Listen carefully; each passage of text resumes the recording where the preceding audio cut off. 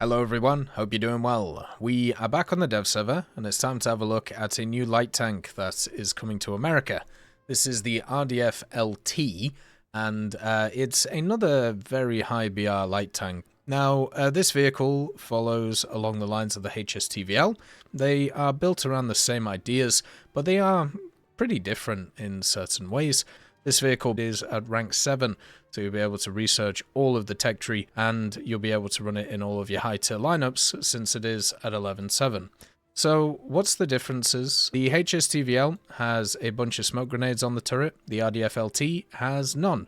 The setup in the center is pretty similar, so you have two people in the chassis, gunner driver, and then a commander in the turret. If you lose the guy who is up here, you still have the gunner and the driver, so it's still fully operational. Now, the vehicle does have the updated DM, very similar to the HSV-L. The major difference is the RDF LT can hold 60 rounds of ammunition, whereas the HSV-L can only hold 26 rounds. They have the same rounds, so the XM885, and then also you have a HVT shell, which works pretty well too at the anti-air, since this thing nowadays gets access to the track IRS. The other part of it that is different is the mobility.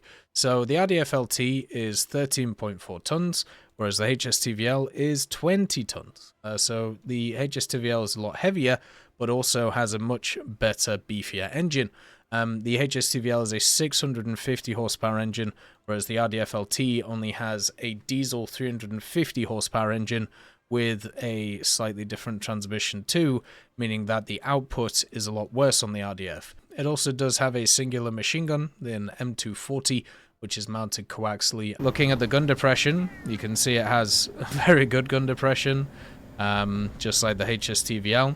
The elevation is okay as well, so you can be that multi-purpose role. Just to kind of show you the thermals, it's Gen 1 thermals. Now, I don't know whether this is going to be a GE Premium or a pack.